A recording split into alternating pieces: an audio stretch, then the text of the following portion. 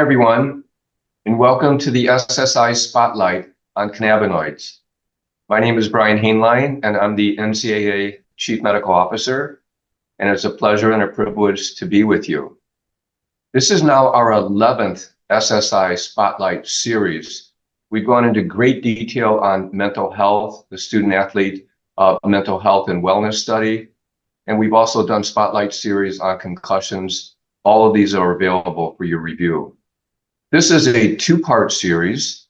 Beginning today, we're going to be focusing on the evolution of cannabis and cannabinoid legislation and policy, including the recommendations from the Committee on Competitive Safeguards and Medical Aspects of Sports to remove cannabinoids as a banned substance as part of our drug testing protocol. And we're also going to take a deeper dive in the second series on Spotlight on Cannabinoids on the harm reduction model that was recommended from a 2022 summit on cannabis and collegiate athletes.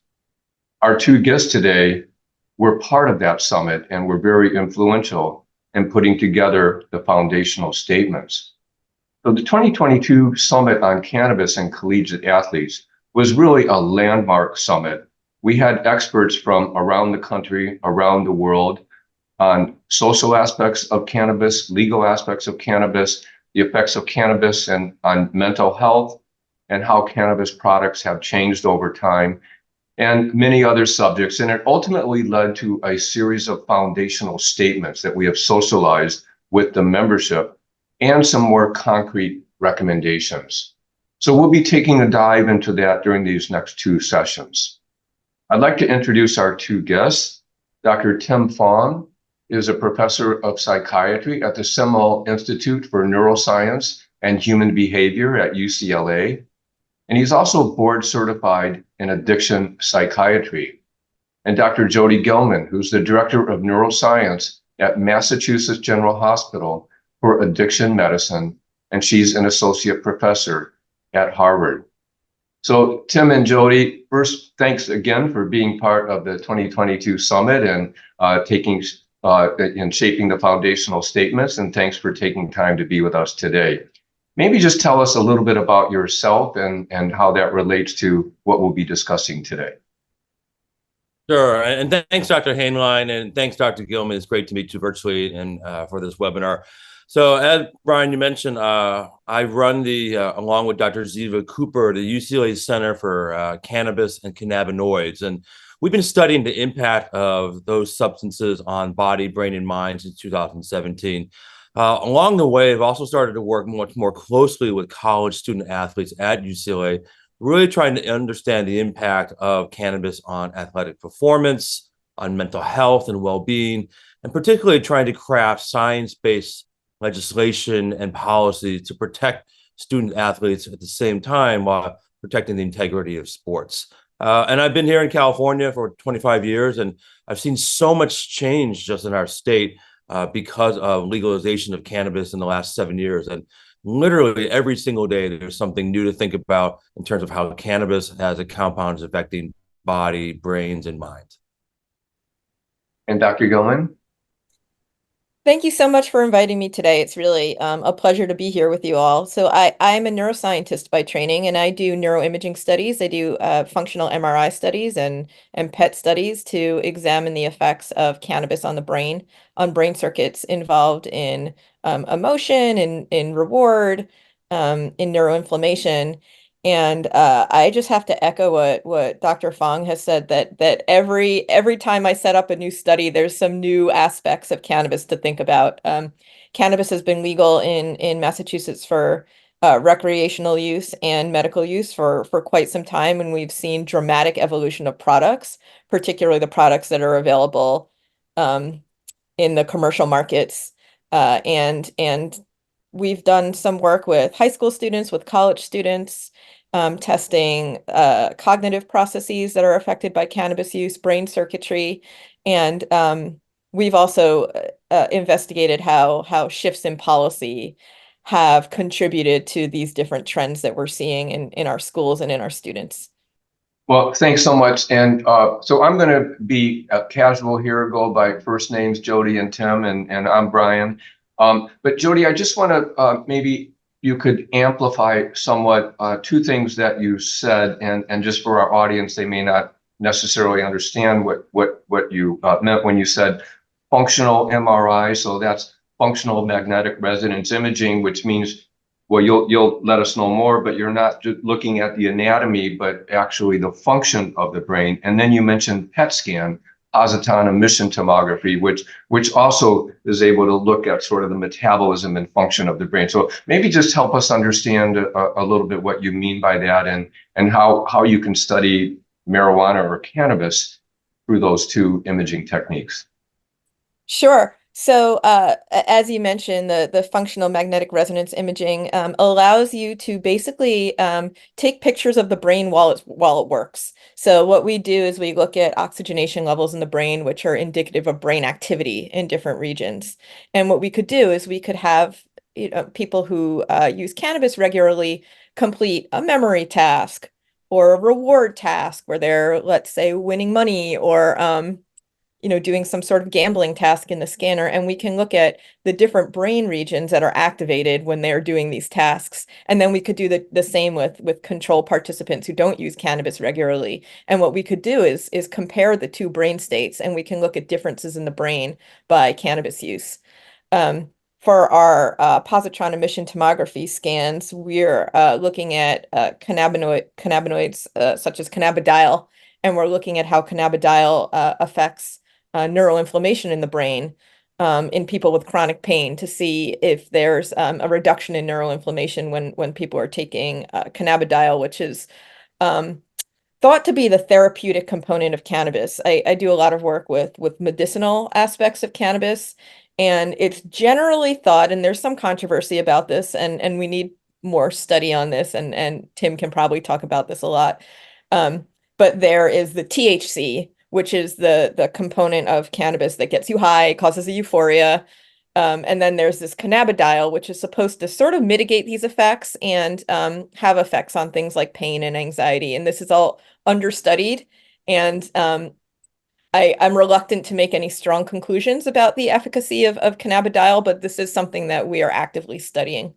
Okay, note to self. I think we need a third spotlight series just on this subject matter. And Tim and Jodi, I have a feeling that we could really take off. So it'll be our most intellectual and academic spotlight series, but it might well be worth taking that dive. But let's start off more simply. Tim, we use words and we discussed this in the summit like cannabis, cannabidiol, cannabinoids. Can you just help clarify for the audience, for our listeners, what we mean when we use those different terms?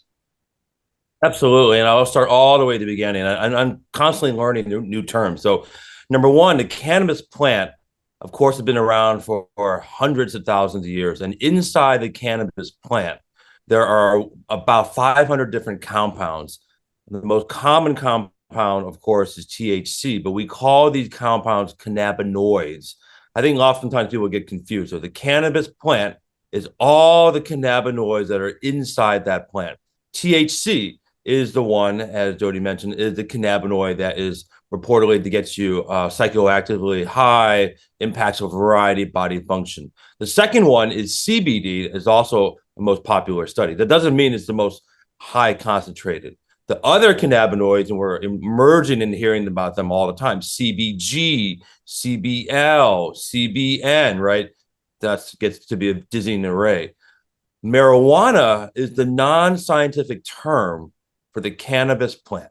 And I think that's where we oftentimes get confused, because marijuana has a term that has a wide, long range history of it. And also has a lot of emotion to it. There's a lot of stories of economy and social and anthropologic, even some racial and discrimination. So we tend not to use that. But when we use the word marijuana, we are meaning the cannabis plant that has a variety of the cannabinoid in that. One last thing, when you think about the term hemp, we hear that a lot. The hemp refers to the cannabis plant that has, by definition, less than 0.3% THC in that product.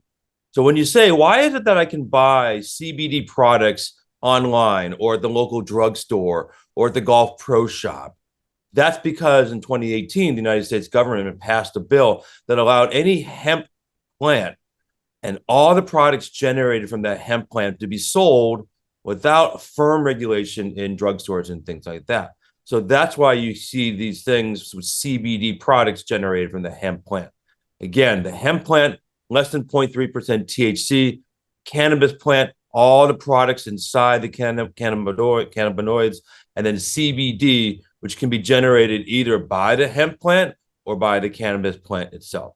Anyway, that's a dizzying array of terms, but those are the basic ones that we'll start with. And I would just like to add, thank you for that summary, because people, when I give talks to lay audiences, they don't necessarily realize that we have something called medical marijuana, right? That has been approved by legislatures or by ballot initiatives. That's not a compound. So medical marijuana is thousands of different things. It's the cannabis that's generally available in dispensaries, and it varies based on how it's grown, place to place, state to state, dispensary to dispensary. And when we're talking about medicinal products, oftentimes with any other pharmaceutical agent, we know what's in it, right? It's very well regulated. It's gone through the FDA. It's been approved for a specific medical condition, and we know the concentration of all the components, the side effect profiles, and so forth. When we're talking about medical marijuana, it's this umbrella term that can contain, as Tim said, just thousands of combinations of cannabinoids. Yeah, part of that, and we'll get into that later, is that medical use of cannabis is so fascinating. The therapeutic potentials are enormous, but the reality is we're not there. And the reality is that we cannot say with scientific certainty exactly how we should use this plant in a medical term. And I think that's where people get confused. We do have some medical conditions to which it's helpful, but most of the products that we prescribe as physicians that are based on cannabis or cannabinoids are not plant-based. They're synthetically made. So much has to go into it. And I think this is a perfect example where we have a lot of misinformation based on popular culture, the internet, and what we wish things could be like versus what actually will work. And for young athletes and for coaches and trainers, I think they walk into colleges with these misconceptions and stereotypes that they learn in high school, that they learn in junior high from someone's friend who knew a friend who had a cousin that took it, and now suddenly they're able to jump 40 inches, things like that. I completely agree. That's very well put. Yeah, and it's interesting, and again, maybe this will be our third spotlight series, Jodi and Tim, that you sparked me into thinking about. But we have, and I don't want to get into this too much, but we have cannabis, cannabinoid, cannabidiol receptors in our brain. I mean, we co-evolved on this beautiful planet of ours with the cannabis plant, with so many compounds for which we have receptors, and there should be a reason for that. And that gets to your point, Tim, about, potentially unlocking the therapeutic potential as well as, there's a pleasure principle. There's a reason why we evolve with certain plants and the way this entire planet is with us. So that's also for another time. I just want to clarify one thing, Jodi. When you talk about medical marijuana and you compared it to other medicinal products, so you take a blood pressure medicine or a heart medicine, it's under very tight FDA control. And even for the generics of those medicines, they have to be within, I think, 80% of efficacy and bioequivalence. So does the FDA oversee medical marijuana? It does not. So there are currently approved cannabinoid medications. There's something called Epidiolex, which is a CBD medication. There's something called dronabinol, which is synthetic THC. And those have gone through the processes of every other medication that we have that have gone through the FDA with clinical trials and safety studies and so forth. Generally, Epidiolex and dronabinol are not what people think of when they think of medical marijuana that you buy at a dispensary. The medical marijuana products that are available at a dispensary and not from a pharmacy, right? It's two different, like totally different processes, totally different ways of getting them.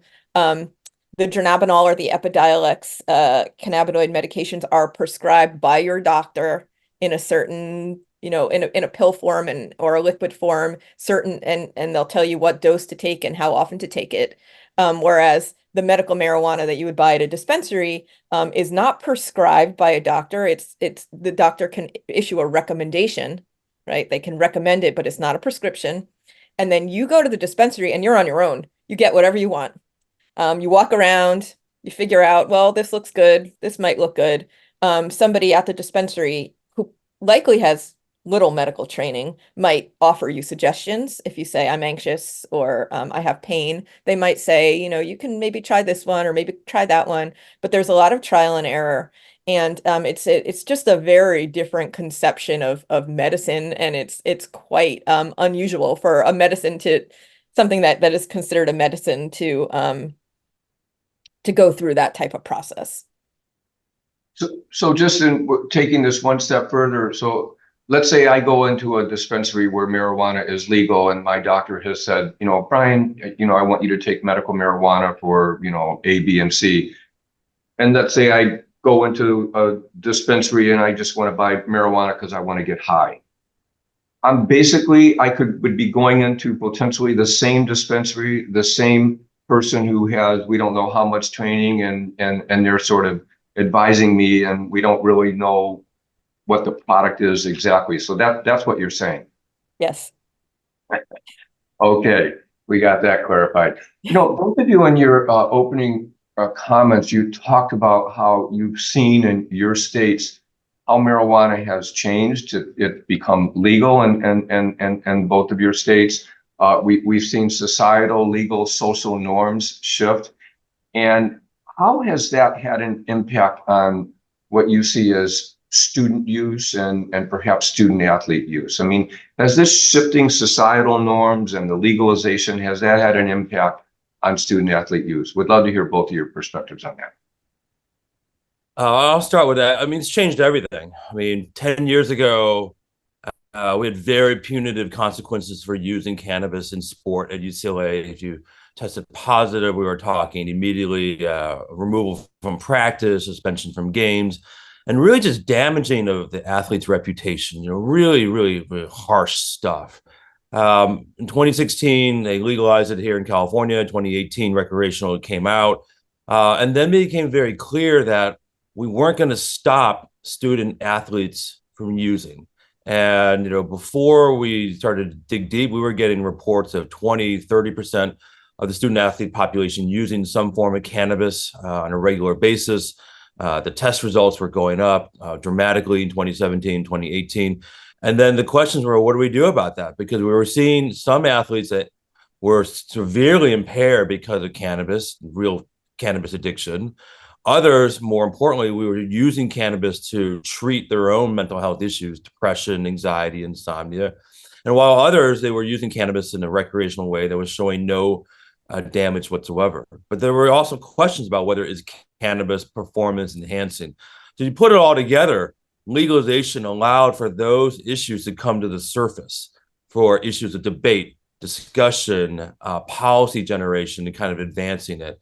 So in that respect, it's changed everything in terms of what we do on a day in, day out basis.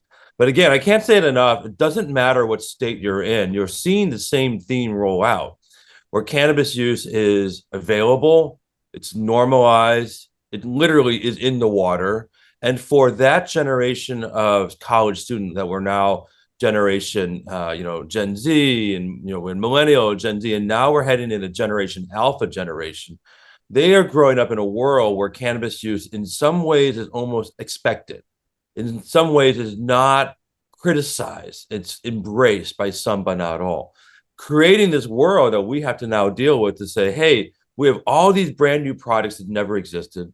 We have new understandings of what it does to the body and brain, but we have a lot of still mystery about what it really is doing to the developing body and brain. That's why we're having these conversations today. But that's my thumbnail view of what we're seeing here over the last 5-6 years. Yeah, and I just want to comment on the punitive nature of how we treat not only cannabis, but other substances that could be commonly abused. So we did a survey. We just published this in JAMA Pediatrics, where we surveyed over 60,000 kids who were using. We asked if they used substances alcohol, tobacco, cannabis, and then we asked about mental health. And what we found was that the more substances kids used, whether it was alcohol, nicotine, or cannabis, there was no difference, the more likely they were to have depressive symptoms and suicidal thoughts and behaviors. Let me just break that down a little bit. We found that about half of kids who used cannabis on a weekly or daily basis experienced suicidal thoughts. So what this means is that the kids using cannabis are struggling with other mental health issues. And historically, kids using drugs have been alienated or disciplined or even expelled from school, which further increases alienation. But what this data suggests is that these kids need more support. They need more restorative support rather than punishment. And we've really tried to make that shift in Massachusetts, and in a lot of states that have historically had a very punitive response to drugs. They've started to make that shift in schools, which is a really good thing. Again, do we know if we don't know the chicken or the egg? Did you start using cannabis earlier and that changed, body, brain, and mind, creating these mental health issues, or you need the mental health issues? And because it's so difficult to access mental health care, but it's much easier to access cannabis, is that the young person turns to cannabis, gets some instant relief short term, but long term and frequent use creates, unfortunately, the unintended side effects and harmful consequences. That's right. And we don't know the chicken or the egg. This survey study certainly didn't uncover what came first, but I think the point is that these kids are struggling, right? The point is it doesn't really matter. It matters scientifically, but as far as action items, that these kids need more support, not less. So, the punitive approach of kicking them off their sports teams, ruining their reputation, probably is not the best approach. So let's talk about that a little bit. So it used to be that if a student athlete was tested at a championship, that's when we used to test for cannabis or cannabinoids, that they would then be penalized and could be penalized for a year, removed from sport. It then was changed to 6 months, and then over time, the Committee on Competitive Safeguards, they changed the threshold for THC. It used to be at 5, then 10, then 15. Now it's at like 150. And we found that the student athletes who were penalized, we have no idea what impact that had on their lives, their campus life, their social life, their mental health life. But we knew, though, that almost none of them returned to sport. And so we looked at that punitive model during the 2022 summit on cannabis and college athletes. Both of you were active participants in that. And so the recommendation was really to move away from this punitive model or a strict abstinence model or else, and to move more toward a harm reduction strategy. But in large part, because of so many of the misconceptions out there, and because of, as both of you mentioned, the struggles that individuals may be having when they're using cannabis. So let's take a dive into that a little bit. First, harm reduction versus punishment. Maybe elaborate a little bit on just generally speaking what we mean by that. So harm reduction, in my mind, as I use it, is a set of policies and activities that are designed to reduce the damage caused by using substances. So traditionally, you might think of syringe service programs or overdose education, or making sure people, if they are going to use in the safe way so that they prevent overdose and things like that. Well, harm reduction policies when it comes to cannabis are a little bit different than obvious for opioids. It's the same thing. It's going to be using cannabis in a way that doesn't lead to things like intoxication or cannabis use disorder, making sure you understand the risks of cannabis as you take it in. So it's a wide variety. And again, it's not promoting and allowing people to use. This is the biggest mythology of harm reduction. It's not adults saying, hey, it's okay for you to do stuff behind our backs. No, it's saying you're a human. We're going to give you the knowledge, the skills, the understanding of what this product does to you. And we're going to allow you to make an informed choice. And we want to hear from you, your own voice about what you believe this is going to do to your body. And then we're going to make sure we you understand it correctly. I'll give a perfect example. So many of our student athletes say, I would much rather use cannabis to deal with the recovery from working out, muscle soreness, inflammation. I don't want to take opioids because I don't want to get addicted. I don't want to get that Toradol shot. I would much rather use cannabis for pain management. And then when we actually talk about the science behind that and about what that means, that actually is very, very useful for them to understand the risks and benefits of doing that. But that's how I think about harm reduction. Jodi, I'm curious to see what you would add to that. I agree. So kids are going to experiment. It's going to happen. The adolescent brain is sort of wired to be this part of your life where you engage in risk-taking behaviors. You like to try new things. You're more sort of influenced by your peers and your parents. Not every kid is going to experiment with drugs, of course, and it's not an inevitability, but a lot of kids do, and it doesn't mean they're bad, and it doesn't mean they need to be expelled from school. But I think arming them with the knowledge that earlier use is worse, right? We're not saying cannabis is going to fry your brain, but early use is worse. Using at the age of, 25 or 30 is not the same at using at the age of 14. There are worse effects on cognition in younger people who use. Using frequently is worse than using occasionally. If you use daily, you're going to have worse outcomes than if you use monthly or if you use, 3 times a year. High potency has worse outcomes than low potency cannabis. So these products, these dabs, these oils that can contain up to 98% THC, it's kind of wild, are going to have worse outcomes than your flower-based cannabis products. That's what I think of as harm reduction. So if you have a kid who uses cannabis, teaching them these things, stay away from high potency products. Don't use very often. Delay as long as you can. That doesn't mean cannabis is safe, right? That's what Tim was saying, how, some people think, oh, harm reduction means giving them permission, go use cannabis. This doesn't mean cannabis is safe. But it does mean that there are ways that can be safer. Safe rides programs, very common for alcohol, not very common for cannabis. We need to tell people that using cannabis and driving is a terrible idea. People think that driving high is not a big problem. We've done a great job with alcohol, and people know that drunk driving is a big problem. They don't realize that driving while high is also a big problem. So arming them with that knowledge, if you're going to use cannabis, do not drive. Things like that are what I think of when I think of harm reduction. And let me add a few other examples I think that are so critical. Things like if you use edibles and you've never used them before, and you keep taking 2, 3, 4 right away, your chances of intoxication and difficulties profoundly go up 3, 4, 5, 6 hours later.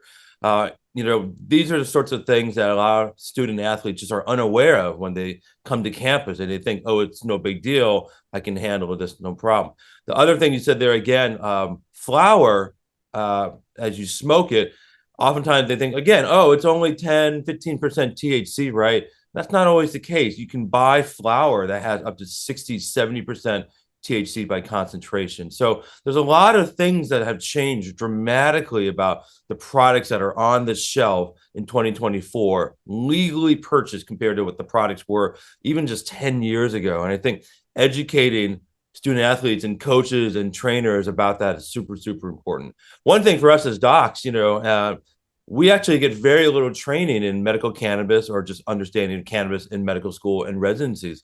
So a lot of the team docs, oftentimes when they're asked by student athletes, what's your opinion on this, either don't have an opinion or worse, will say things that are incorrect. So one of the really important things about these foundational statements is that we're educating everyone involved in sport, not just the athlete, but the team physicians and the trainers and the coaches, because these statements are very, very powerful, and many times people have no idea. As another example, many times the first time people use, they can develop intoxication states that are associated with psychotic and violent behaviors. And oftentimes people say that's impossible. It's, quote, just marijuana. How is that possible? Well, unfortunately, it is. One of the greatest misconceptions that people don't overdose and die on cannabis. Well, it's true from a physiologic standpoint, but unfortunately, people do attempt suicides or get violent or get into car crashes whilst intoxicated on cannabis.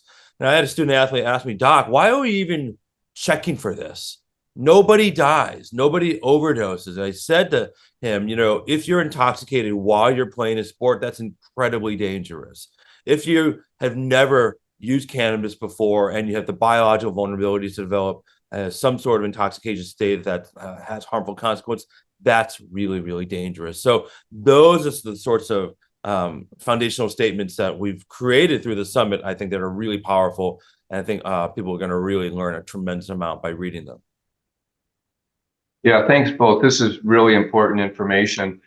Jodi, just amplifying your point about not driving while under the influence of cannabis. I remember one of the presenters at the Cannabis Summit provided data from the state of Washington that demonstrated really how dangerous it actually is, and that is a myth that everyone needs to understand is a myth. People say they're driving and they're driving really slowly, so it's safe and this and that, but the facts are just as you stated, it's quite dangerous. So one of the reasons we're having this spotlight series, this is part of on cannabis is in cannabinoids, it's part of an education, because the Committee on Competitive Safeguards, taking the recommendations from the summit, recommended that we remove cannabinoids as a banned substance. And so there was some angst in the NCAA membership. Well, if you're not testing for cannabis for cannabinoids, that means you're condoning it. And in fact, we're doing just the opposite. We're not condoning it at all. But from the summit, one of the recommendations was, or foundational statements, is that cannabis is not performance enhancing. So technically, the reason why we test for drugs like anabolic steroids or erythropoietin is because we know they are performance enhancing. And the summit said, let's take a different approach. We don't want to penalize an individual for testing positive for cannabis or cannabinoids at a championship. And we want to really roll out an educational platform to help people understand what it really means. And so that's part of the Spotlight series. So first, Division 2 and Division 3, they have already recommended that cannabinoids are no longer part of a banned substance. And Division 1 will be voting on that, I believe, in June. And so it's likely that will pass as well. So now we're really reinforcing our strategies. And let's talk about a couple of things that you mentioned. One was the potency. So when I was in college in the 70s, it's traditionally said that the potency, THC of a joint was maybe about 3%. And then Jodi and Tim, you use some numbers now that ranging from 15% to maybe 25%. Tim, you said a flower can be up to 60%. And Jodi, you talked about these oils that can be 98, 99% THC, which was kind of like the LSD that was going around in the 70s when I was in college. I mean, it's just phenomenally potent. So maybe talk to us a little bit about that. And I'm not saying 99% marijuana equals LSD, but it's just incredibly potent in terms of a mind-altering drug. Talk to us about that difference in potency and what it means and what we know when we get cannabis or what we don't know. Yeah, it's a great point. Why does potency matter, right? Why do we care? So some people will think, oh, well, it gets me more high. And we know there's negative effects of intoxication, like we've talked about before. Accidents, falls, violent behavior, suicidal thoughts and behaviors can all increase when people are incredibly intoxicated. But the other thing that I like to make clear is that there is this very strong link between high potency cannabis and the development of psychosis. There was a phenomenal study out of Europe that came out a few years ago where they looked at potency and frequency of cannabis use and the likelihood of developing psychosis. And what they found was that there was something like a 5-fold increase in the odds ratio of developing psychosis for people who used high potency THC daily. And then there was a smaller increase in people who use low potency THC daily, and then there was yet a smaller increase when people used low potency THC occasionally. So there's an incredibly strong link between high potency products and the development of psychosis, which I think is one of the most devastating outcomes of cannabis use. That's a lifelong illness. It's a severe illness. And there's some debate about causation. The association is very strong. Association does not mean causation, but there's a very strong link, and we're trying to uncover the mechanisms underlying that link between the use of these highly potent products in the development of psychosis. As far as your second question, do you always know what you're getting? No, of course not. So these products are not always regulated like you would expect. They're supposed to have labels. They do have labels. We're not sure how accurate the labels are. We did a study where we asked people what they were taking, and then we did a urine analysis where we sent the urine samples from the participants to a lab in Colorado that analyzed the cannabinoids in the urines. And oftentimes people thought they were taking one thing and they were taking another, or they thought they were taking a CBD only product and their urines came up with THC. So you don't always know what you're getting with these products. So I'll add two things there. Number one, if you walk into any cannabis dispensary or markets, to see the dizzying array of kind of cannabis products in 2024, it's not just flower. We have drinks, we have gummies, we have lollipops, we have tinctures, we have lotions, we have rectal suppositories, we have capsules, we have a whole host of things, which means that for someone could be consuming cannabis and not smoking at all, and they're just taking gummies all day. And oftentimes people will be unaware that that's actually a cannabis product, or drinking a can that actually has 5 to 10 milligrams of cannabis in that can and that beverage. So that's informing all of us. It's super important. Number two, I want to add, as the addiction specialist as well, higher potency, higher concentration also means faster time to develop cannabis use disorder.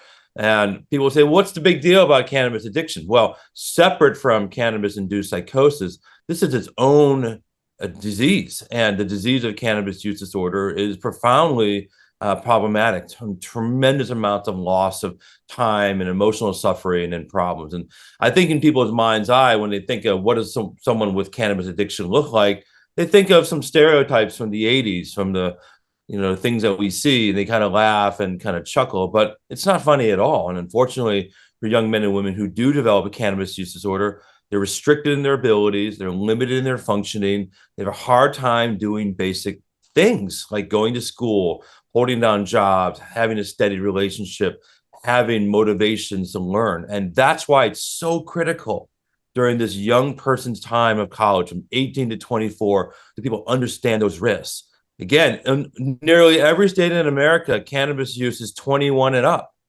It's not meant to be 18, 19, or 20-year-old where you can actually buy it and purchase it. So we forget that.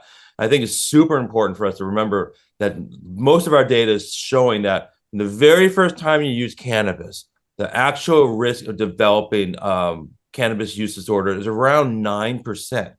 Now, compared to nicotine, 30%, or cocaine, around 25, 30%, people will say, oh, look, it's not nearly as addictive. But the very, very first time you take kale or broccoli, that chance of you developing an addiction to broccoli is not 9%. It's like 0.0000000. It just doesn't happen. So, right, you see what I'm saying, Jodi? Right, it's exactly the kind of thing. We minimize how addictive this product is, but those were studies done 14 years ago on, again, much lower potency products. So higher potency, early onset, frequent onset, not just risk of mental health problems, but risk of addiction. And unfortunately, our treatments for treating marijuana use disorder are not that well developed compared to the other addictive disorders. That's a great point. I just want to make two additional points. I get people all the time telling me cannabis is not addictive. There's this myth. I'm sure you've all heard it. Oh, cannabis isn't addictive. And I'm like, what? It's a psychoactive substance. It may not be as addictive as heroin. It may not be as addictive as nicotine, but there's no reason to believe cannabis is not addictive. It's a psychoactive substance. You develop tolerance. You have a withdrawal symptom a withdrawal syndrome if you stop using it. And the other thing, that 9% statistic saying 9% of people who use cannabis will become addicted to cannabis. I personally think that's quite understated. Um, this is data in an entire population from probably 15 years ago now.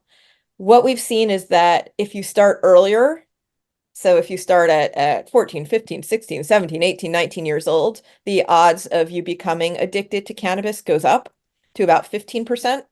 And that 9% statistic was basically that came out when we had these flower-based products that were low THC. So like Tim said, more highly potent products are more addictive. So I actually think this rate is going to increase in future years.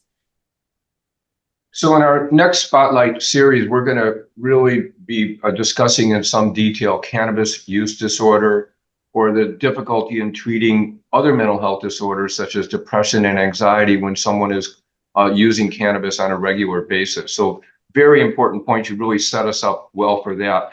We're running out of time, and I just wanted to end on one additional point. And again, for our audience, we will be taking a much deeper dive into the mental health aspects of cannabis and how we can address it, how we can manage it. Jodi, you mentioned in your opening remarks, looking at metabolic pathways and perhaps inflammatory pathways that may be impacted by cannabis, pain pathways, and Tim, you talked about pain as well. One of the foundational statements from the 2022 summit was that there is a misconception that cannabis is just good for treating musculoskeletal pain. And so I'm going to go a little bit deeper into this. I was privileged to co-chair the first ever International Olympic Committee Summit on Pain Management and Elite Athletes. And we actively discussed this. And really, we came up with a whole model of how to manage pain. We commonly, think of pain as just being nociceptive when it's not at all in the sports realm or for chronic pain. It's not nociceptive. It has other implications from a neuropsychiatric point of view. But one of the myths is that, well, you shouldn't be taking narcotics for chronic musculoskeletal pain. So get off the narcotics and just use cannabis because it's not addictive and it's better. And in fact, we have no convincing data on that. There may be some data on the use of cannabis in neuropathic pain, but they're more secondary, tertiary studies, not great studies. But one myth, and Tim, you spoke about, some of the athletes taking, smoking a joint or doing an edible for recovery, for pain and this and that. And so there are a lot of myths about that. And there's a proper way to address pain and manage pain. And that's going to be a future Spotlight series as well. But let's just talk a little bit about that myth and then we'll wrap things up. Cannabis is, the myth being that cannabis is an appropriate treatment for musculoskeletal pain. Sure, I can start. So this is tricky. So the preclinical literature, which is the animal literature, has shown some promising results of THC for pain in rats, in mice. However, the human studies have been fairly disappointing, I think. And the International Society of Pain just put out a statement a few years ago, basically saying that the evidence is inconclusive. There's really not strong evidence that cannabis is an effective treatment for pain in humans. I wish there was. It's sort of a nice story. Get off your opioids. There's an opioid epidemic. Let's stop taking opioids and take cannabis instead. It's sort of this nice story, but I just don't see the evidence for it. We're doing a clinical trial right now where we have people who are on chronic opioid therapy for chronic pain, and we're randomizing them to cannabis or no cannabis to see if they can decrease their opioid doses. And it's just tough. I don't think that I think there's potential there. I think there's therapeutic potential there. But as Tim said earlier on, we're just not there yet. We don't understand for whom it works and why, what doses, what products, and how to use cannabis effectively to treat pain. Because the studies that are out there are largely failed studies, which is unfortunate. And I added a couple of things. Then there were some ideas that maybe it's just CBD only as an agent for pain. And there have been a couple pain societies that said, well, if you're going to do that, use CBD only like 5 milligrams and 10 milligrams. But we're doing a study with CBD where it's like 500 milligrams, which would be like $150 a day to get. Number two, then some proponents said, hey, it's a combo, CBD and THC, that creates that synergy for pain relief. Then yet there are others who say, no, it's the whole plant. It's the 500 cannabinoids working synergistically together, plus the terpenes, which is the aromatic flavoring and the compounds in there as well. So bottom line is we don't know. I think whenever I work with an athlete and we talk about that, it takes several sessions to understand and hear from the athlete. And I think that's the most important. When I ask the athlete, where are you getting your information that this is good for pain? Where are you basing this off? Inevitably, the athlete will say the internet or something on YouTube, or I heard a professional athlete say, this is what allowed me to recover. And I think as an individual story, what I've learned over the last several years is not to poo-poo and say, I'm the doctor, you're the athlete, do as I say, but to really understand where they get that information and where they get the misinformation that the other pain medicines out there are dangerous for them. I had one athlete who was so afraid of using ibuprofen because he had heard that you could lose a kidney. And I said, well, do you think that happens from a single dose? He's like, absolutely. And again, that's the part. And I think we've changed so much where we've gone from saying, I can't even talk to you about cannabis in closed sessions because we could get in trouble with the feds or I could get in trouble with the medical board, to now being able to say, we should be talking about it as a conversation, not as a me doctor, you patient, do as I say. So I think that's super important when it comes to pain management and discussions of pain and cannabis with athletes. Well, Tim and Jodi, this has really been fascinating, highly educational. I'm sure that our listeners, our audience are really appreciative. Yeah, the more I think about it, we do need to do a third series and maybe bring you back and get into the neuroscience, because I think that will help all of our listeners, the team physicians, the athletic trainers, the administrators understand this even more, because it is fascinating, and there are so many myths out there that we need to help educate the membership. So this brings us to a close. So we will have on our second Spotlight series on cannabis, we will be taking a much deeper dive into mental health aspects of cannabis use disorder, management strategies, and the like.